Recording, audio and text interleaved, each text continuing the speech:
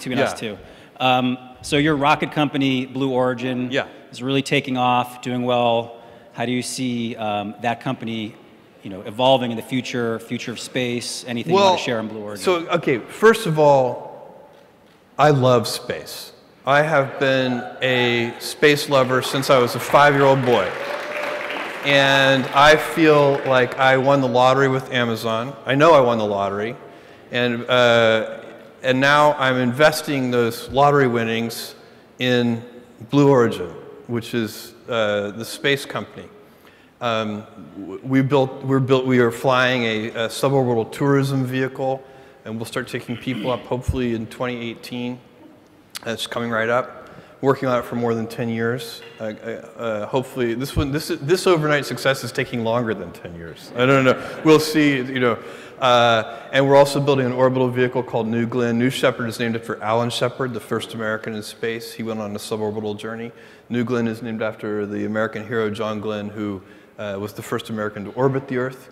And so these are reusable boosters, fully reusable. That's the key to lowering the cost. Our vision at Blue Origin is that we want millions of people living and working in space. And my personal hope is that I live long enough to see the kind of dynamism in space. I want to see a whole economy, entrepreneurs in space that I got to witness over the last 20 years on the internet. The problem with being an entrepreneur in the space arena is that the price of admission is so darn high. So to do interesting things in space, the beginning, kind of the beginning entry level is a few $100 million.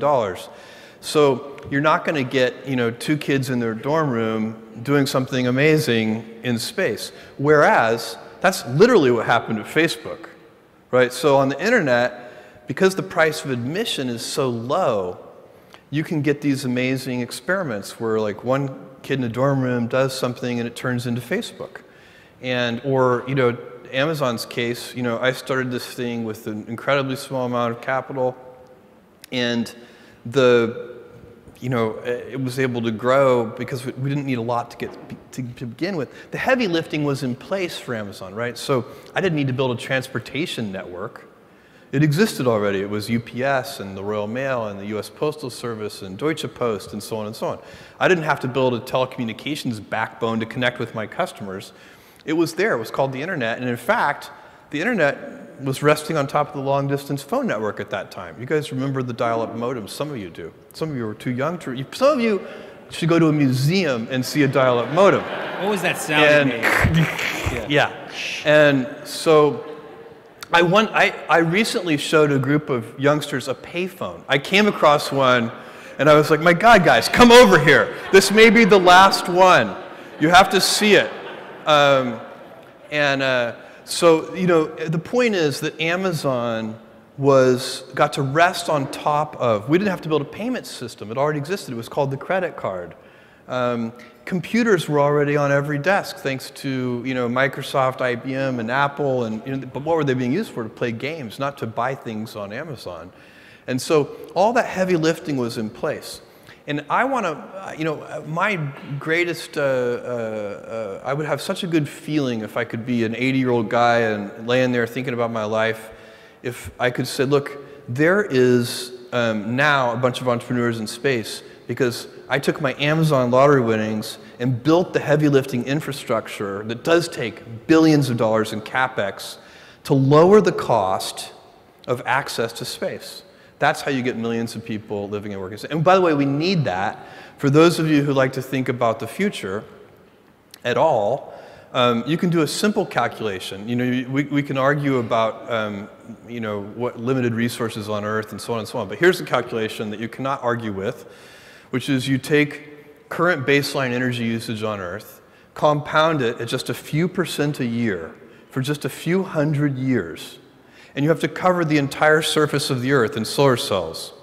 So we're going to have to decide, do we want a society of pioneering, invention, expansion, growth, or do we want a society of stasis? And personally, I believe, because the earth is finite, and if you want a society of stasis, I think it's good. First of all, I don't personally believe that stasis is even compatible with freedom, so I think for me that's a big problem. Second of all, it's going to be dull. Stasis is going to be very dull. You don't want to live in the stasis world.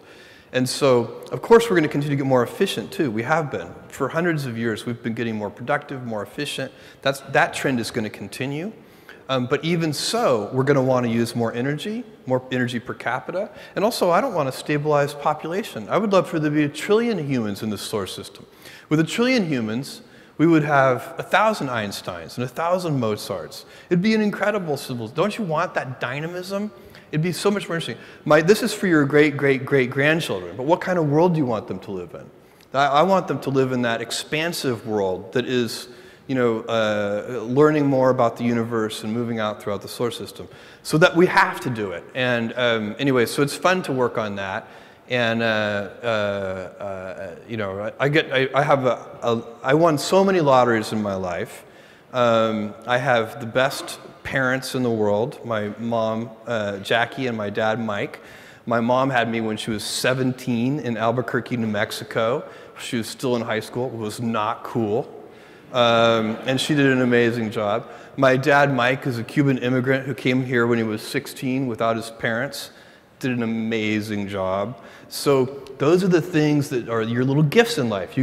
Sometimes you get, my greatest admiration, by the way, is withheld for those people, and I know several of them, who had terrible parents and still somehow made it through. That's hard. I had the opposite, so I got lucky. Well, thank you, Jeff. Let's have a round of applause for Jeff Bezos.